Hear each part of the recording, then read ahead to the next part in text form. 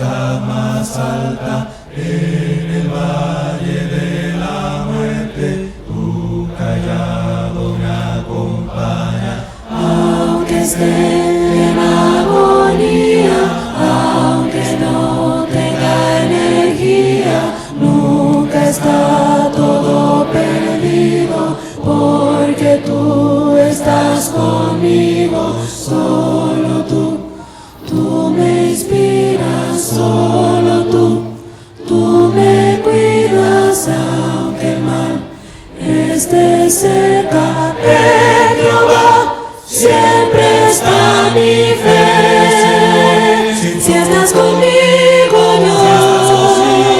yo no temeré jamás.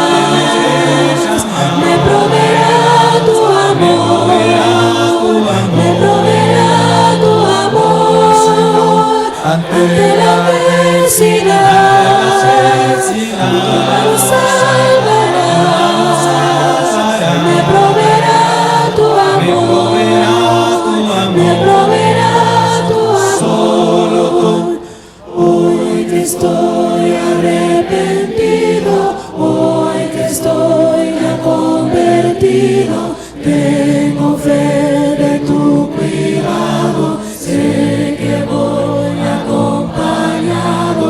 Solo tú das alegría, solo tú das armonía, solo tú das esperanza, solo a ti es la alabanza.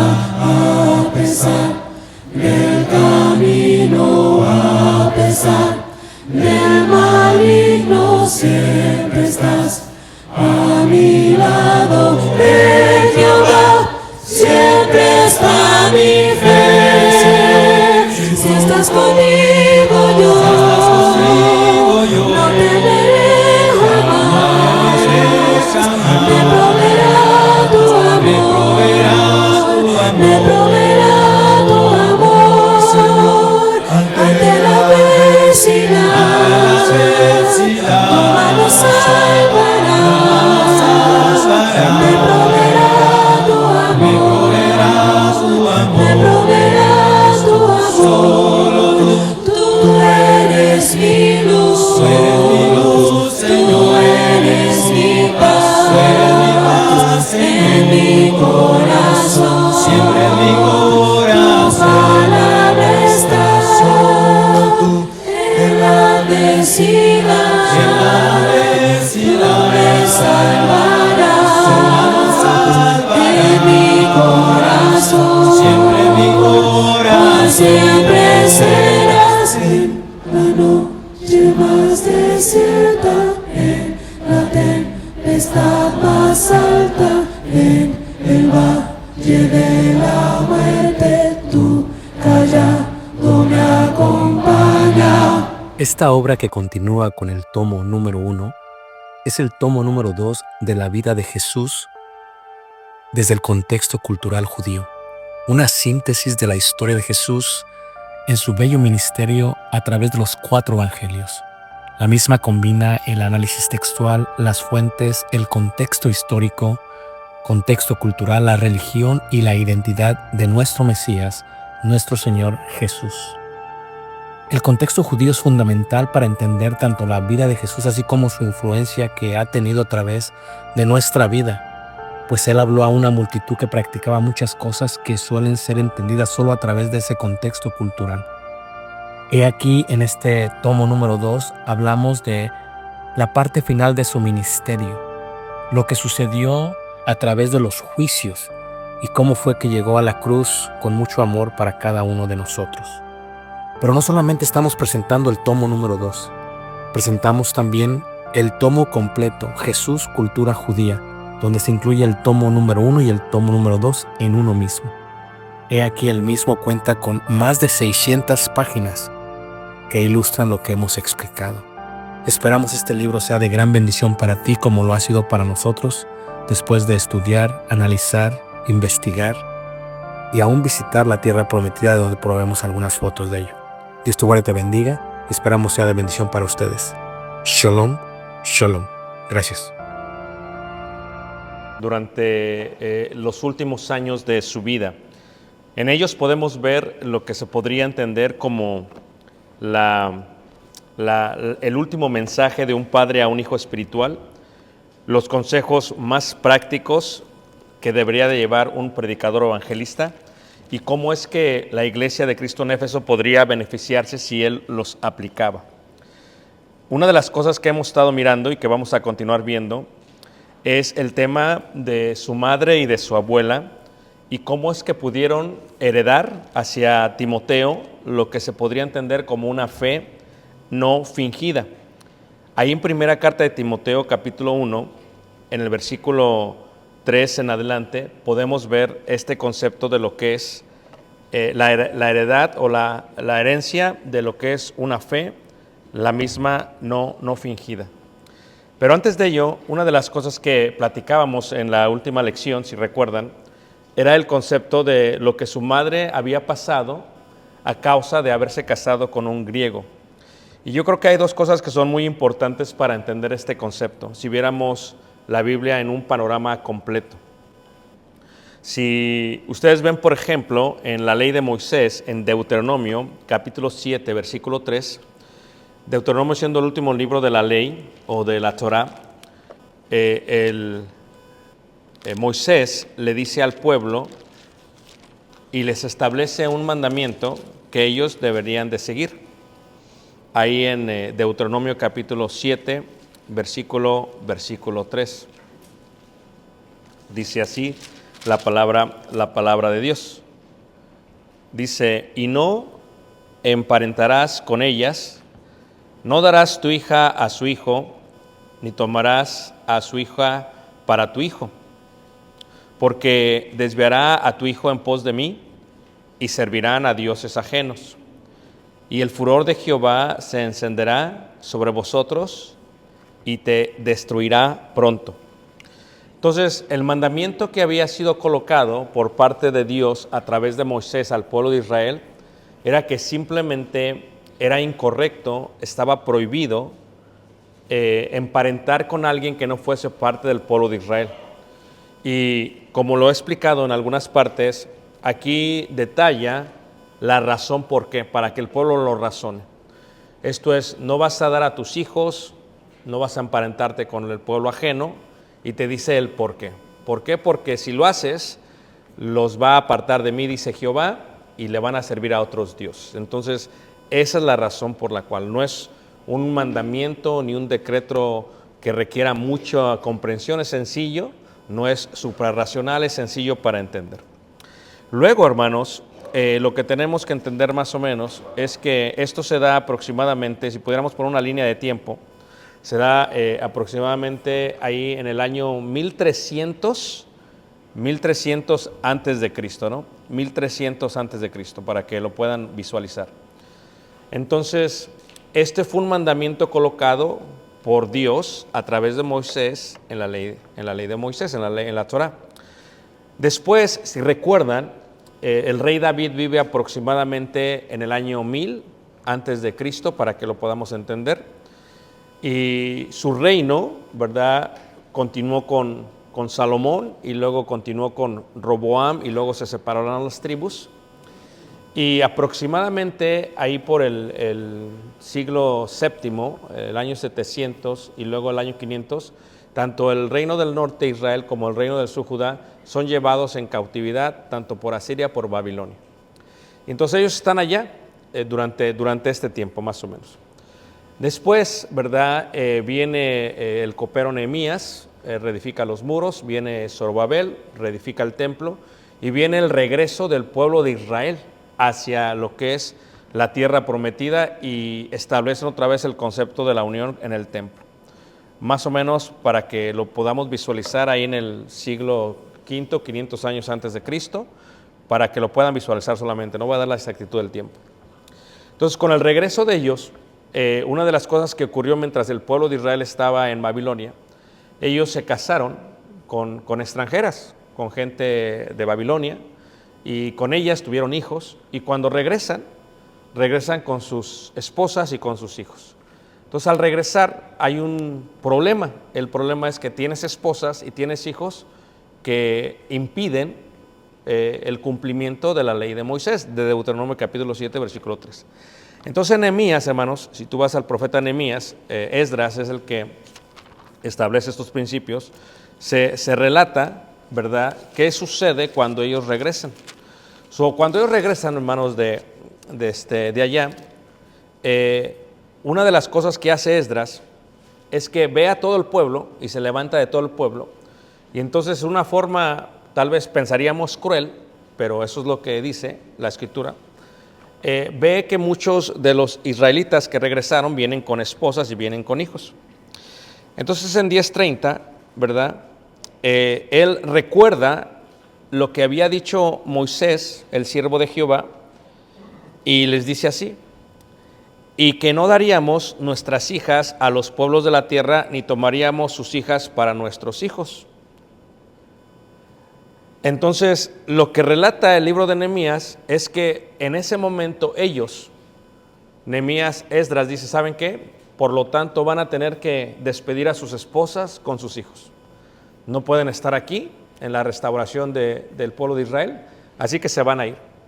Y literalmente se despiden ellos de sus esposas, se despiden de sus hijos y los mandan fuera de la tierra, fuera de Jerusalén. Entonces, parte de esta comunidad se va y se asenta en lo que se conoce como la región de Samaria y forman el concepto de los samaritanos. Entonces, quedando puros otra vez ellos. Entonces, podemos ver esta ley 1300 dada, 500, ¿verdad?, reforzada por parte de Esdras en el libro de Nehemías, ¿verdad? Y luego, pues vienen los 400 años de oscuridad, que es donde Dios no habla al pueblo de Israel, solamente habla a través de Daniel, lo escribe aproximadamente 200 años antes de Cristo, pero viene ese momento. Entonces, cuando Jesús viene, ¿verdad?, cuando Jesús nace y establece la iglesia en el primer siglo, año 30, año 33 después de Cristo, ¿verdad?, ya los judíos viven con estos conceptos importantes dentro de la ley. No te puedes casar, no puedes hacer. Ahora, la ley de Moisés era clara en cuanto a ello, ¿no? Pero durante estos 400 años, en la tierra de Jerusalén, en la ciudad de Jerusalén, en la tierra de Judea, se establecen lo que se conoce como los reyes asmoneos, el reinado asmoneo. Y los asmoneos simplemente son los descendientes de los macabeos. Los macabeos son aquellos que después de ver qué hacen los griegos en Jerusalén, se llenan de celo y toman otra vez el templo y toman otra vez Jerusalén y lo vuelven a restablecer. Y desde ahí se empieza a celebrar la fiesta de las luces o el Hanukkah. Juan capítulo 10, que lo celebró también Jesús, parte de sus costumbres judías. Entonces, pero también aquí ocurre algo que es muy interesante, hermanos, y es el concepto del establecimiento de las interpretaciones de la ley de Moisés. El establecimiento de la ley oral. Y entonces, esto está colocado en varios libros que se colocan después del primer siglo y se colocan como ley. Y todas las sinagogas, porque también la sinagoga comenzó en la cautividad, todas las sinagogas, hermanos, tienen ciertas leyes, ciertos mandamientos basados en la ley de Moisés. Entonces, estas leyes y mandamientos, ¿verdad?, fueron escritas por los rabinos, por los maestros, y dijeron, esta es la manera en que nos vamos a conducir dentro de las sinagogas. Esta es la ley de la sinagoga, así se va a manejar la sinagoga, así vamos a manejar los conceptos de la sinagoga, ¿verdad? Entre ellos, ¿verdad?, por ejemplo, para que me entiendan, era el hecho de lavarse las manos, los brazos, la cara antes de entrar a una sinagoga. Y por eso hasta el día de hoy, cuando vas a Jerusalén, ves sinagogas y ves sus lavabos al entrar a la sinagoga. Esto es algo muy normal. Por eso cuando viene Jesús, la mayoría de las sinagogas, ¿verdad?, tienen bautisterios, es parte de lo que tienen que hacer, ¿verdad? Una mujer, por ejemplo, cuando pasaba por su periodo, la ley de Moisés dice algo. Entonces una mujer, ¿verdad?, antes de poder restablecerse dentro de la sinagoga, después de su periodo, tendría que lavarse en el bautisterio y tenía que salir de ahí ya sin ningún flujo de sangre y podría otra vez estar dentro de la comunión de la sinagoga. Son conceptos y preceptos que los establecen los rabinos, ¿verdad? Dicen esto es lo que se va a hacer, esto es lo que no se va a hacer, esto es lo que se va a hacer, esto es lo que no se va a hacer. Entre ellos, los conceptos más importantes tienen que ver con lo que estamos viendo en esta lección, el concepto de casarse con alguien que no es parte del pueblo de Dios. Entonces la ley es clara, lo leímos de Deuteronomio 7, versículo 3, lo leímos Nehemías 10, versículo 30, ¿verdad? Pero el problema es cómo se manejaban. Y esto es todas las sinagogas, no solamente las de Jerusalén, las de Judea, por todo el mundo, las de Babilonia, las de Irak, las de Irán. En todo el mundo se establecieron de esta manera. Entonces cuando Jesús viene, esta es la forma de vivir de los judíos cuando iban a la sinagoga. Esto era algo muy normal, muy natural. Aún Jesús habló acerca de los gentiles, ¿verdad? ¿Se acuerdan ustedes cuando una gentil le grita que le ayude y Jesús voltea y le dice, bueno, es que yo he venido a rescatar al rebaño, a las ovejas perdidas de Israel, ¿verdad? Y pues no podemos estarle dando esto a los gentiles, en pocas palabras le dice. Y entonces ella dice, sí, pero Señor, aún los perrillos comen de las migajas que caen de la mesa. Entonces ella, siendo gentil, esto lo expliqué la semana pasada, hace 2 semanas cuando hablaba de gentil, todo este concepto, siendo gentil le dice, pues dame migajas, ¿no? Entonces él vio una gran fe y pues la bendijo. Pero aún Jesús rompe esos esquemas colocados en estos escritos rabínicos. Por ejemplo, habló con la samaritana, un judío no podía hablar con una samaritana, ¿verdad? Son conceptos. Tocó un leproso, un judío no podía tocar un leproso. Entonces son conceptos que estaban basados en la ley, esa es su base, y que se desarrollan en la interpretación. Entonces cuando viene el concepto de por qué Timoteo no había sido circuncidado, la Biblia solamente dice que Pablo lo circuncidó. Bueno, ¿qué interpretamos de eso? Número 1, que no estaba circuncidado. O sea, la Biblia no dice que no está circuncidado, pero la Biblia dice que lo circuncidó, indicando que no estaba, ¿qué? Circuncidado. Entonces, los únicos libros que puedes encontrar para entender el tipo de vida que tenía Timoteo son estos libros rabínicos, ¿no? Es la única forma. Veíamos el miércoles el concepto de los sefaritas, los escribas, y a eso me refiero. Son gente que hacían copias y que explicaban por qué y por qué sí, por qué no, etcétera, etcétera.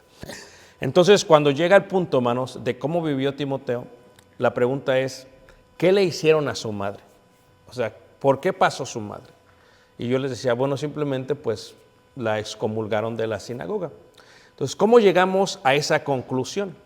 Bueno, porque todas las sinagogas se manejaban dentro de estos conceptos rabínicos, que son la interpretación de la ley, el Talmud, y que es la ley oral, el Mishnah. Y que los judíos, las comunidades judías, los veían como una gran autoridad y dentro de la cual lo basaban. Entonces, entre ellos, por ejemplo, hay varias notas que coloco ahí, varias fuentes donde te digo que esto se escribe por ejemplo, lo escribe Josefo, que era un historiador judío para los romanos, y lo escriben tal.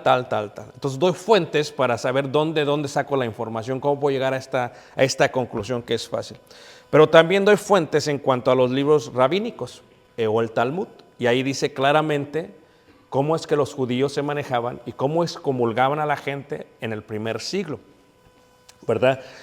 Solamente voy a hablar de algunos breves, porque si no me voy a detener muchísimo, ¿verdad? Lo demás está en el escrito, pero cuando hablo de esto, por ejemplo, hablo acerca de por qué razones se consideraba a una persona ser disciplinada dentro de una congregación. ¿Por qué razones se disciplinaba, ¿no? Entonces hay una sección, ¿verdad?, que se llaman los Hechos de Zimri, que es donde hubo un gran argumento, un gran debate. Alguien se casa con una gentil y el primer debate es, bueno, esto está mal, ¿y qué vamos a hacer al respecto, ¿no? ¿Qué hacemos cuando se casa alguien con una gentil? Entonces, en las interpretaciones, ¿verdad?, hubo argumentos muy grandes diciendo, bueno, es que el mandamiento fue dado realmente para Israel, ¿no? Para Israel, en Deuteronomio 7, versículo 3. Entonces luego viene otro y dice, el argumento es, bueno, está bien, pero entonces, ¿por qué Esdras viene y lo establece aproximadamente unos 800 años después, si no era una ley? Y luego dice otro, bueno, es que realmente cuando hablaba de no juntarse se refería a los cananeos, no a la gente de Babilonia. O sea, empiezan a argumentar este concepto. Dicen, no, bueno, sí, realmente, pero el concepto no es eso. Tanto los cananeos como los de Babilonia tienen otros dioses y van a espantar a los hijos. Y esa es la razón por la cual. Entonces, ahí se empieza a hablar de esto, ¿verdad? Y se llega al punto de las relaciones íntimas. Esto es, es pecado tener relaciones íntimas con alguien que no es judío. Se sabe que es pecado adulterar, ¿verdad? Y entonces ahí doy las fuentes e indica correctamente lo que consideraban que sí era pecado y que no era pecado. Y luego decían, bueno, ¿y qué sucede? Porque había argumentos, dice, cuando alguien, por ejemplo, toma una esclava que es gentil y es su esclava y la toma por mujer. Entonces todos estos argumentos se dieron, ¿verdad? Pero específicamente, ¿verdad? En el Talmud de Babilonia, ¿verdad? En lo que se le llama la Baboda, Sara 36b, en el Sanedrín 82a, dice lo siguiente. Hay un decreto que se da, un decreto no lo tienen que entender, pero que se da. Tener intimidad física durante la menstruación y tener intimidad con un esclavo y tener intimidad con un gentil y tener intimidad con una mujer casada es suficiente para excomulgar a alguien de la congregación. Entonces, cuando vive, por ejemplo, esta Eunice, la madre de Timoteo y su abuela, pues su madre de Timoteo se casa con un gentil. Eso lo dice la Biblia. Lo que no dice la Biblia es qué ocurre. Y eso es donde tienes que ver estos otros libros. Como consecuencia, deduces de que si Timoteo no estaba circuncidado, automáticamente no está circuncidado, porque la única persona que puede circuncidar es ciertos rabinos dentro de la iglesia, de la sinagoga, perdón. Son los únicos que pueden. Entonces tú tienes ya varios conceptos. Entonces, no está circuncidado, se casó con un griego, entonces dices, ok, esta es la razón por la cual no está circuncidado. Pero había otras leyes, ¿verdad? Dentro del tiempo, específicamente en el tiempo de Jesús, había dos escuelas muy importantes en Jerusalén que eran muy respetadas por todos en Jerusalén y por todo el mundo. Lo que se le llama la escuela o la casa de Gilel y la casa de Shammai. Y ustedes recuerdan que Gilel era el abuelo de Gamaliel. Entonces ellos escriben 18 decretos y los colocan de una manera muy, muy detallada. Y ellos dicen que si alguien se casa con una gentil, los excomulgan de la iglesia. Entonces, entiendes por qué es que la madre de Timoteo no era o no estaba o no era miembro de la sinagoga. Eso lo entiendes. Y entiendes que la razón por la cual es porque estaba casada con un griego. Y entiendes también la razón por la cual se despreciaba a su hijo, porque tú tienes que entender que en la sinagoga todos son judíos, y son primos, y son tíos, y son abuelos, y es toda una familia, es una comunidad de familias. Entonces, al ser excomulgada, ella automáticamente no tiene nada que ver con el niño, lo cortan. Dicen, ¿sabes qué? Ni tú ni el niño. Y si vieran al niño en la calle no tenía nada que ver con él. ¿Por qué? Porque simplemente es birracial y automáticamente pues es hijo de un griego y esta es la razón por la cual tu mamá hizo esto y etcétera, etcétera, etcétera. Entonces, al parecer, esta idea de lo que había pasado con Eunice fue lo que le pasó a Timoteo. Esto realmente pasa en el tiempo de Jesús, pasa en el tiempo de Pablo, es en del año 30, en el año 70, así es como vivían los judíos en las sinagogas, así es como vivió su vida su madre de Timoteo, así es como vivió su vida Loidas, la abuela de Timoteo. Y Timoteo nunca pudo haber pisado una sinagoga. O sea, estaba estrictamente prohibido que un gentil pisara una sinagoga, prohibidísimo. ¿Okay? Era tan prohibido que cuando viajaban de un lugar a otro y llegaban a una sinagoga y tenían que entrar, literalmente había lo que se le llama dos personas, dos varones, ¿verdad? Dos ministros, se les llamaba dos siervos, dos diáconos en la entrada, y ellos revisaban las partes genitales de los hombres para ver si eran o no. O sea, literalmente llegaban, no, que yo vengo de la sinagoga tal, y a ver, pues dinos la frase en hebreo, y hablaba hebreo, y dice, sí, pero no es suficiente, necesitamos ver tu parte genital. Entonces, literalmente se tenía que desprender y lo veían y decían, ok, sí, pásale. Así era la forma. Entonces, en este concepto, nunca pudo Timoteo pisar una sinagoga. ¿Okay? Pero, una de las cosas que son increíbles acerca de ello, es como decíamos, eso no implica que su mamá no retenía la enseñanza de los judíos. O sea, eso no indica que no la retenía. Y la retención de ella lo vemos en la carta como veíamos la vez pasada. En 2 Timoteo 3:15 dice así: acerca de la enseñanza de la doctrina. Dice, y que desde la niñez ha sabido las Sagradas Escrituras. ¿Cómo puede ser esto? ¿Cómo puede ser esto? La única manera es que viese las Sagradas Escrituras en su madre y en su abuela. Es la única manera. La otra manera, que también podría ser un argumento, podría ser, ¿cuál es la edad de un joven o en la Biblia de un joven? Y aquí se van a alegrar muchos, ¿ok? La edad de un joven en la cultura, en la comunidad judía, no es los 13, 14, 15 años. O sea, jóvenes se les llamaba a los que tenían 30 años. 30 años era un joven. Era cuando se desprendían de sus padres y formaban su propio patrimonio, su propia vida. Entonces, si tú puedes hacer cálculos, y cuando le llaman el joven Timoteo, un joven, pues más o menos es la edad, ¿no? Son 30, entonces lo piensas, pues son 30. Desde que Jesús había venido, pues la iglesia llegó a Derbe, a Perga, en tal año. Empieza a calcular que no fue como que él creció en la iglesia. ¿Sí se fijan?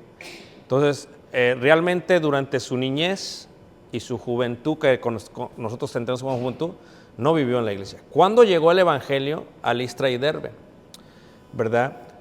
¿Quién fue el misionero? Pablo. Sí llegó a Capadocia por parte de los que estuvieron escuchando el sermón del día del Pentecostés, totalmente, pero no fue hasta que llegó Pablo que se desarrolla en esa región. Bien. Pero aún si hubiese llegado en el año 33, cuando Pablo llega, pues aún así son como 15, 16 años de diferencia, realmente no le da para llamarle joven. Entonces, su niñez, esto es, desde bebé hasta aproximadamente los 13, 14 años, los tuvo que vivir fuera de la sinagoga y fuera de la iglesia. ¿Okay? Pero cuando dice niñez, ahí sí habla desde que era bebé hasta que venía a ser hijo de la ley, hasta los 13 años. Entonces, cuando Pablo dice que aprendió las Sagradas Escrituras desde la niñez, al parecer Pablo conocía bien la vida de Timoteo. Si estos años de niñez no estuvo dentro de una sinagoga, ni tampoco dentro de una iglesia, y él aprendió esto desde la niñez, la única manera y la única forma es a través de su madre y a través de su abuela. Es la única manera. Entonces, por eso decimos con exactitud más o menos qué ocurrió, porque tienes que ver varias fuentes y como que es como un rompecabezas que tienes que colocar. Le digo a la gente, no lo tiene que decir la Biblia para que no lo veas, ahí está. Nada más que tienes que colocar estas piezas y juntarlas. Entonces, eso fue lo que vio Timoteo. Por lo tanto, no estando recibiendo lecciones en una sinagoga, recibiendo lecciones por un rabí, entonces, ¿cómo se desarrolló él? Entonces, cuando vamos ahí a Timoteo, lo que dice Pablo es Pablo, cuando se lo lleva a él siendo joven, lo primero que hace es lo que lo circuncida. ¿Y para qué lo circuncida? Porque como la misión es clara, vamos a ir a predicar y primero vamos a llegar al judío y luego también al griego, pero primero es el judío. Entonces, la primera interacción judaica que tuvo Timoteo fue con los cristianos, primeros cristianos en Listra y Derbe, y con el acceso que le dio estar circuncidado. O sea, imagínate tú a un joven siendo despreciado por sus tíos, por su familia, oyendo de, oye, ¿por qué no nosotros? Su mamá le dijo, es que pues, o sea, ¿cómo te lo explico, mijo? ¿Cómo te lo explico por qué no tenemos comunión con la familia? ¿Cómo te lo desarrollo? Entonces, su primer acceso fue ese. Imagínate lo que sintió Timoteo cuando por primera vez entra a una sinagoga. Dice, wow, ¿no? Es como que, wow, ¿no? Es algo increíble. Entonces, cuando llega a Éfeso, Timoteo, y lo deja Pablo ahí, la mayoría eran gentil, la mayoría eran judíos. Y le decía, ¿por qué?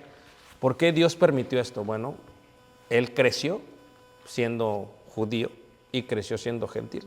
Era la pieza perfecta para poder crecer y dirigir a esa congregación, ¿verdad? O sea, entendía bien las dos culturas. Es como aquí, tienes que entender bien, tienes que vivir en México, entender México y un poco de Latinoamérica para poder dirigir la congregación. Si no, estás como seco, ¿no? Hay cosas que no vas a comprender, como que te vas a elevar, no vas a hacer, vas a tener apatía en cuanto a ellos, ¿no? Medio trompista, ¿no? Que salgan todos, o sea, no entiendes ese concepto, porque nunca lo viviste. Es la misma relación, o sea, Timoteo entendía bien los griegos, Timoteo entendía bien los judíos, Timoteo había crecido en esa vida. Pero la enseñanza que tuvo, si tú ves, por ejemplo, ahí, en el versículo 3, 4 y 5, dice así, como te rogué que te, 1 Timoteo 1, 3, 4 y 5, dice, como te rogué que te quedases en Éfeso. Fíjate, le rogó Pablo. ¿Por qué le rogó? Porque al parecer Timoteo no se quería quedar. O sea, a veces uno cuando le dice a alguien, vas a dirigir tú, y es como que lo haces el domingo porque si no, no se avientan. Entonces uno tiene que a veces, pero a veces tienes que rogar, ándale, sí se puede, sí se puede. Entonces Pablo tuvo que tener esta plática con Timoteo, te rogué, quédate. No, pues bueno, espérate, Pablo, pues yo quiero ir contigo. No, tú te vas a quedar aquí. Fíjate, pues, lo intimidante que ha de haber sido, hermanos, una congregación tan, o sea, como esa. Y dentro de esa congregación había judíos, hermanos, que veían a Timoteo como una segunda clase. Pues es que este es gentil, ¿qué me va a decir a mí? Si yo, no me vas a decir a mí lo que tengo que hacer. Entonces dice, cuando fui a Macedonia para que mandase a algunos a que no enseñen diferentes doctrinas. O sea, ¿me dejas si todavía quieres que les mande? Bueno, sí, versículo 4, ni presten atención a fábulas, ya vimos la vez pasada que es fábulas, genealogías, ya vimos que es eso, interminables, que acarrean disputas más bien que edificación de Dios, que es por fe, así te encargo ahora. Y aquí viene esto, dice, pues el propósito de este mandamiento es el amor nacido de corazón limpio y de buena conciencia y de fe no fingida. Y entonces da esta parte que es muy interesante, Timoteo. ¿Cuál es la razón por la cual te dejo y cuál es la razón por la cual tú vienes a Cristo? O sea, ¿cuál es la causa? Y es interesante cómo es que, si ustedes ven el Evangelio, los mandamientos, toda la doctrina tiene un propósito, tiene un objetivo. Pero este objetivo no se puede lograr si no se asienta la doctrina sobre un corazón puro. Por eso en la iglesia puedes ver quién la hace y quién no la hace. O sea, quién la hace y quién no la hace. Puede ser una persona muy talentosa, pero si no tiene un corazón puro. Y la palabra pureza, hermanos, tiene que ver con limpio, con transparente, con claridad. Entonces, si tú pones un separador ahí, ves la segunda carta, donde habla de su mamá, de quien aprendió, segunda carta, capítulo 1, versículo 5, dice, trayendo a la memoria la fe no fingida que hay en ti, la cual habitó, o sea, la fe habita en la gente. Pero la fe, ¿cómo nos damos cuenta que una persona tiene fe? ¿Cómo nos damos cuenta que en una persona habita la fe? Por la manifestación de esa fe. O sea, Pablo puede hacer un análisis y un juicio y dice, la fe que habita en ti, para empezar este tipo de fe, dice ahí la palabra de Dios, es una fe no fingida. Y es interesante que utilice la palabra fingimiento, fingir. A mí me gusta mucho el teatro, y el teatro era muy popular entre los griegos. Entre los griegos, por ejemplo, un actor era digno de admirar. O sea, era como que wow, ¿no? Ahorita ya tal vez no es así, pero en aquel tiempo era wow. ¿Por qué? Porque un actor subía y podía fingir tristeza, fingir alegría, y para eso se ponían las máscaras, ¿verdad? Alegría, tristeza, y llegó un momento que eran tan buenos que hasta lloraban, o sea, se quitaban las máscaras, ellos podían llorar, y la actuación que se ve el día de hoy es un resultado de eso, ¿no? Es la gran actuación, es un resultado de su fingir. Entonces, Pablo sabe que dentro de la iglesia hay teatro también, y utiliza esta palabra fingimiento, y dice, porque en la iglesia también hay teatro, dice, lo que yo vi en ti, Timoteo, en ti habita una persona que no actúa, que no es teatro. Pero no solamente en ti, sino que dice ahí, la cual habitó primero en tu abuela Loida y en tu madre Eunice. Y aquí es donde hacen las conexiones. ¿Qué indica? Que si no creció en la iglesia y si no creció en la sinagoga, las únicas que podían enseñarle la doctrina o la enseñanza de las escrituras del Antiguo Testamento era su madre y su abuela. O sea, las despojaron de la sinagoga, se pudieron dar por vencidos y dijeron, no, ¿sabes qué? Le vamos a enseñar a este muchacho esto, y luego viene el evangelio y wow, es como que la salvación de toda la vida, ¿no? Tremendo. Pero esa fe que habitaba en su abuela y en su madre, que no es fingida, habla de una ausencia de actuación, de una ausencia de teatro. ¿Ok? Eso es lo que es interesante. Por ejemplo, en Tito, en el capítulo 2 de Tito, cuando se habla de la doctrina, porque tú tienes que entender que la doctrina, hermanos, no solamente es hablada, sobre todo es practicada. La doctrina no es hablada, es practicada, porque es lo que cambia a la gente. Y no puede practicarse si no está en un corazón puro. Y no puede practicarse si está en un corazón malo y se hace porque la doctrina es una acción. No solamente es una palabra, es una acción. Por ejemplo, en el caso de no casarse con un incrédulo, es una acción. O sea, lo oíste, ahora vas a practicarlo. Es una acción. No lo haces, pues no estás practicando la sana doctrina. Es una acción. Entonces aquí dice 2.1, Tito 2.1, dice, pero tú habla lo que está de acuerdo a la sana doctrina. Pero luego indica en el versículo 9, exhorta a los siervos que se sujeten a sus amos, que agraden en todo, que no sean respondones, no defraudando, sino mostrándose fieles en todo, para que en todo adornen la doctrina de Dios. O sea, la doctrina de Dios se adorna cuando habita en nosotros la fe, cuando habita la doctrina, y cuando uno la hace, estás adornando la doctrina. Porque es una enseñanza que somos varias personas y que cada persona lo podemos hacer a nuestra manera, pero se está adornando la doctrina. La gente puede nosotros. Cuando Timoteo fue creciendo, hermanos, él vio en su madre y él vio en su abuela una sinceridad, no un teatro. Y tal vez algo que tenemos que aprender de esto, hermanos, es que uno de los riesgos más grandes en la iglesia es que hay mucho teatro. Tú debes de ser como eres, en presencia de la iglesia y en ausencia de la iglesia. Porque si tú haces teatro, pues los de la iglesia no lo van a ver, pero quien sí lo van a ver es los de tu casa. Y entonces Timoteo, cuando le dice Pablo, yo veo una fe fingida en la gente, pero en ti veo una fe que no fue fingida. Fue una fe que habitó primero en tu abuela, que habitó también en tu y que ahora habita en ti. Por eso es tan importante que seamos genuinos, hermanos, en la casa y en la iglesia. Que no haya una transición de la casa a la congregación. Y que tampoco haya una transición de la casa al trato de los hermanos. Es tan importante esto. Porque el propósito, la palabra propósito viene del griego telos, ¿verdad? Que se traduce como el objetivo, cuando algo se consuma. O sea, cuando nosotros oímos la doctrina, tú te preguntas, ¿cuál es el propósito? ¿Cuál es el objetivo? ¿Cuál es la razón de la doctrina? Bueno, el propósito de la doctrina es manifestarla en vida de uno. Pero se tiene que asentar primero en un corazón puro. Si el corazón no es puro, hermanos, es difícil hacerlo.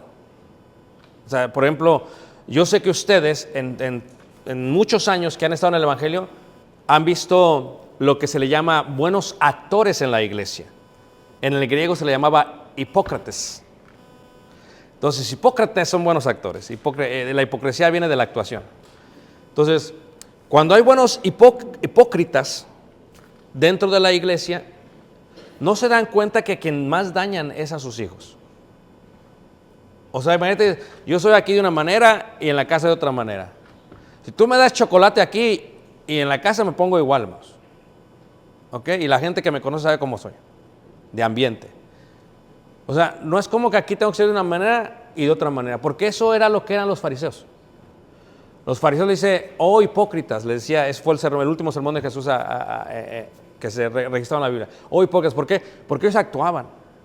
La actuación fue algo. Entonces dice ahí, ¿cuál es el objetivo? Bueno, ¿qué es un corazón puro? Bueno, un corazón puro, un corazón limpio, algo que nace del corazón. O sea, nacido del corazón limpio. O sea, si nace de aquí, si se coloca la doctrina sobre un corazón limpio, va a ser una persona increíble. Pero si se coloca la doctrina en un corazón que no está limpio, va a ser un hipócrita. Y lo que tú tienes que entender es que Timoteo es el resultado de la excomunión de su madre, posiblemente la de su abuela.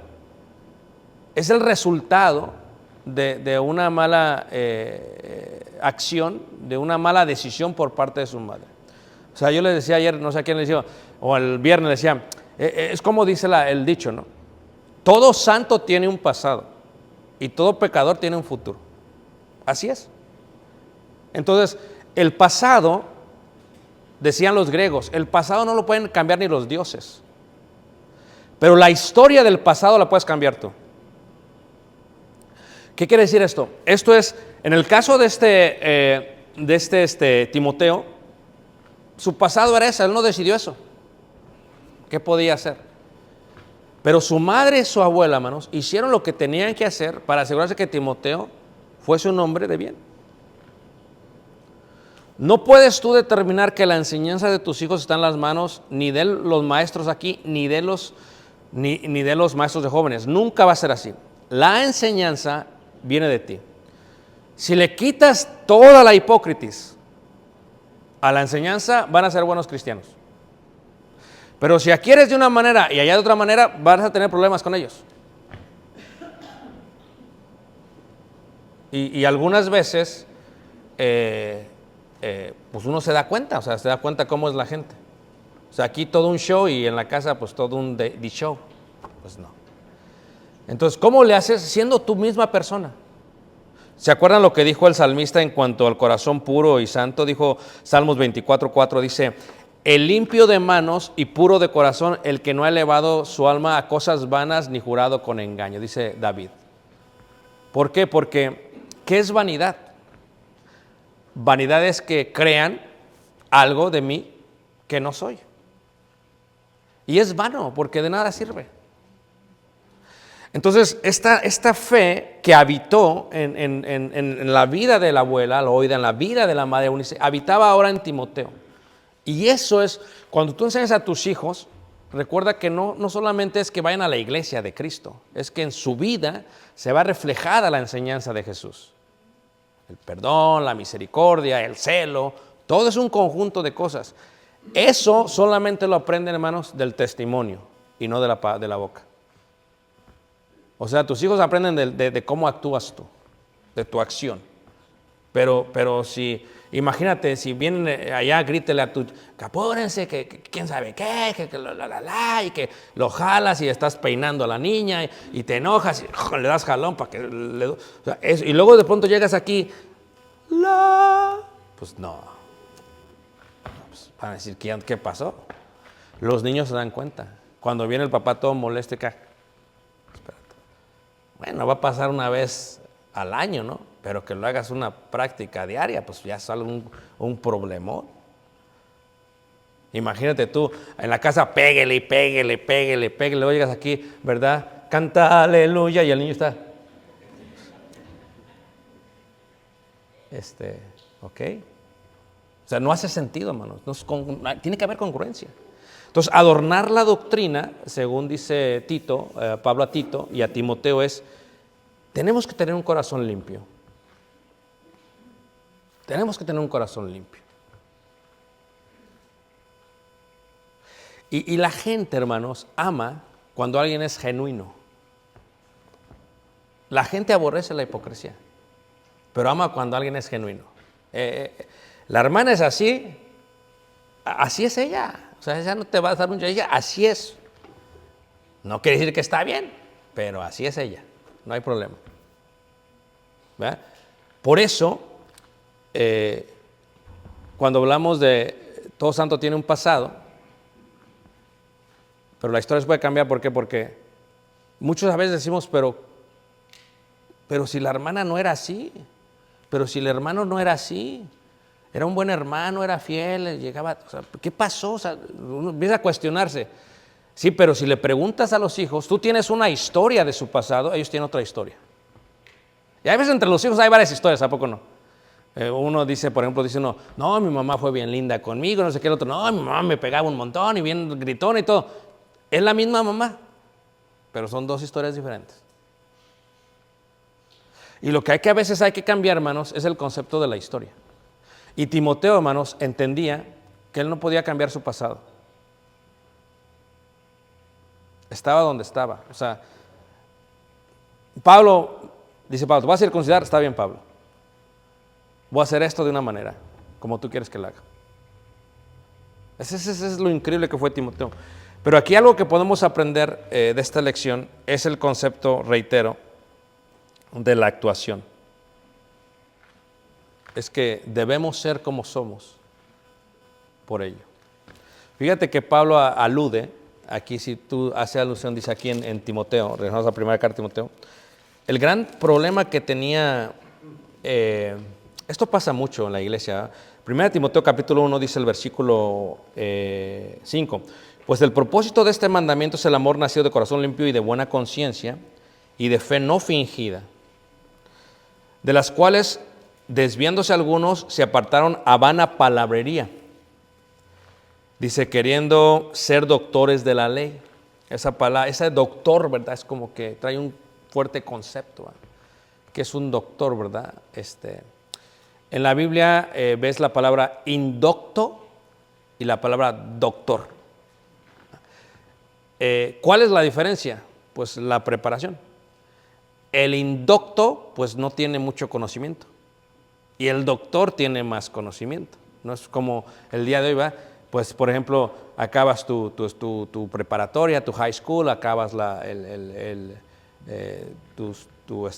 ICC, por ejemplo, el colegio comunitario, luego acabas tu bachelor, tu licenciatura, y luego sigues con tu maestría, luego sigues con el doctorado.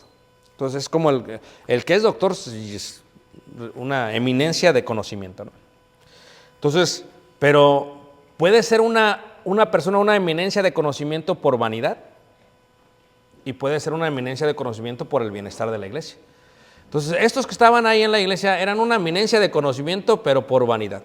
Es lo que dice Pablo, es que estos son vanos. Imagínate, ya imagino uno que se creía doctor griego, ¿va? No, pues sacaba los poetas griegos y no te acuerdas lo que dijo Sócrates y lo que escribió Platón. ¿No te acuerdas tú? Imagínate ya en un sermón, acuerden ustedes lo que dijo Platón y Sócrates y Timoteo. No, es que eso no es, usted cállese. Usted ni ha ido o ya fue usted a la biblioteca aquí de Éfeso, ni ha leído rollos, así que cállese la boca. Ese era el debate que habíamos. Pues Timoteo no se quería quedar. Y luego si se levantaba un doctor de la ley, alguien que fuera judío, pues olvídate, o sea, se aventaba, manos, era gente que sabía. Entonces Timoteo, a ver, no sé, cállate la boca. Yo crecí en la sinagoga, tú ni te dejaban entrar. Cadito, eso fue lo que, por eso Timoteo no se quería quedar, hermanos. Ahora Timoteo tiene que enfrentarse a eso. ¿Por qué? Por ello, pero luego dice el versículo 7, dice, queriendo ser doctores de la ley, sin entender ni lo que hablan, ni lo que ¿qué? Ni lo que afirman. Pero aquí yo creo que lo que podemos aprender, hermanos, es la fe no fingida. Y la pregunta que nos hacemos es, todos tenemos malos días, ¿ok? Yo quiero que entiendas este concepto, ¿ok? Todos vamos a tener malos días, ¿ok? Pero no hagamos de nuestros malos días un hábito. ¿Sí ven? O sea, todos nos vamos a enojar, todos vamos a gritar, pero es más, el día que más el diablo te ataca es el domingo en la mañana. A veces en la noche como que se mete, pero en la mañana, pues cuidado, ¿eh? Y entonces, ¿a quién agarra de los dos del matrimonio? Al más gritón. Y se desespera. Y le grita. Y entonces eso trama a los niños, porque dice, ¿cómo puedes transformarte, mamá, de aquí al edificio? ¿Va? Y te puedes hasta pintar la pestañota, dice. Así te veas por eso Pedro dice que el atavío no sea el externo, sino el interno. El de un corazón afable, un espíritu afable, o sea, pacífico, afable, tranquilo, suave, bien padre, hermanos. Tiene la mano toda desesperada. Yo le digo a Talia ahorita con Caleb, si tienes un joven, yo ya aprendí algo acerca de tener un joven. ¿Ustedes han visto cuando las películas las ponen en cámara lenta? Sí, así yo vivo con Caleb. Cuando yo hablo con él es en cámara lenta. Porque si es en normal, me voy a desesperar. So, que cuando le hablo le digo, tienes, en mi mente, está bien, piénsalo. Tengo que desacelerar mi corazón. Nada más con uno. Yo lo siento por ustedes que tienen más de uno, hermanos. Con 3 o 4, no, pues parecería ser el de Zootopía. Tú puedes resolver este problema con tu familia. A veces pasa entre los cónyuges. ¿Ya? La mujer bien ajena, bien amarga con el marido, ¿va? Y llega a la iglesia, ay, mis hermanitos de la creación, pues no. Saluda, bien amable con todos, espérate. Y el marido todavía, no, es que eso, hermanos, no se puede, hermanos. Es la doctrina practicada, así como eran las cosas. Y eso es algo que tenemos que aprender de Jesús y de los apóstoles. Y que tenemos que aprender también de Loida. ¿Y de quién? Y de Eunice. ¿Qué, hermanos? Entonces, lo voy a dejar para preguntas, no para actuaciones, para preguntas, hermanos. Para preguntas o comentarios. Hermano Tony, preguntas o comentarios.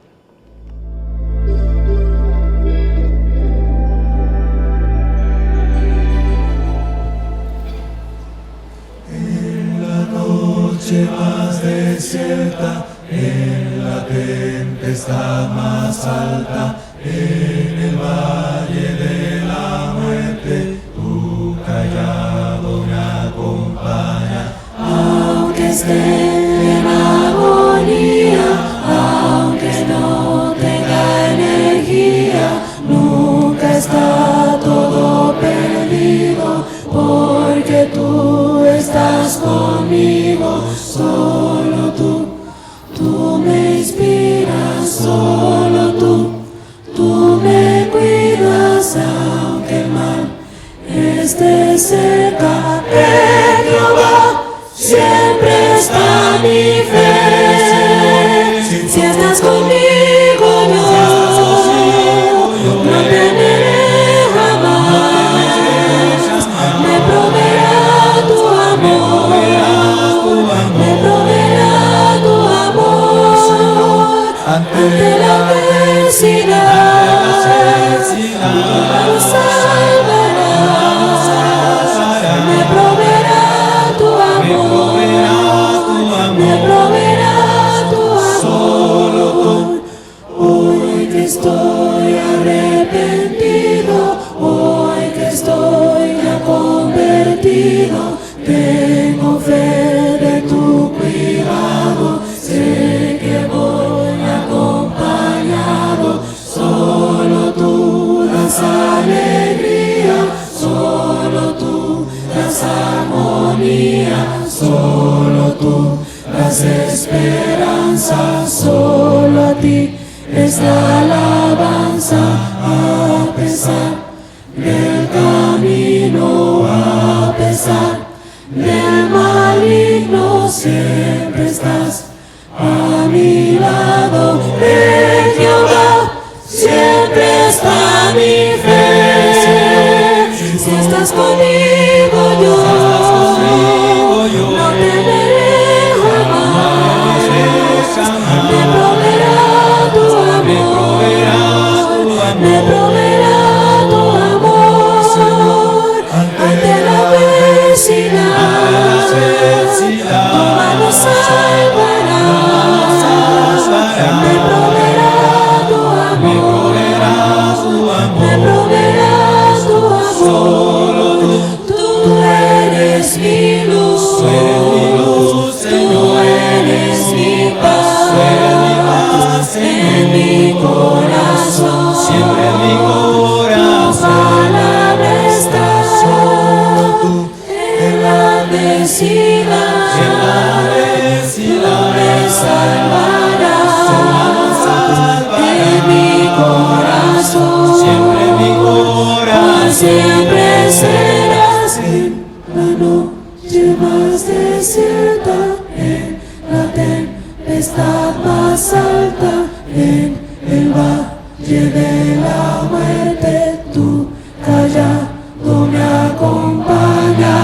Esta obra, que continúa con el tomo número 1, es el tomo número 2 de la vida de Jesús desde el contexto cultural judío. Una síntesis de la historia de Jesús en su bello ministerio a través de los 4 evangelios. La misma combina el análisis textual, las fuentes, el contexto histórico, contexto cultural, la religión y la identidad de nuestro Mesías, nuestro Señor Jesús. El contexto judío es fundamental para entender tanto la vida de Jesús así como su influencia que ha tenido a través de nuestra vida, pues Él habló a una multitud que practicaba muchas cosas que suelen ser entendidas solo a través de ese contexto cultural. He aquí, en este tomo número 2, hablamos de la parte final de su ministerio, lo que sucedió a través de los juicios y cómo fue que llegó a la cruz con mucho amor para cada uno de nosotros. Pero no solamente estamos presentando el tomo número 2, presentamos también el tomo completo, Jesús, Cultura Judía, donde se incluye el tomo número 1 y el tomo número 2 en uno mismo. He aquí, el mismo cuenta con más de 600 páginas que ilustran lo que hemos explicado. Esperamos este libro sea de gran bendición para ti como lo ha sido para nosotros, después de estudiar, analizar, investigar y aún visitar la tierra prometida, de donde probemos algunas fotos de ello. Dios te guarde y te bendiga. Esperamos sea de bendición para ustedes. Shalom, shalom. Gracias.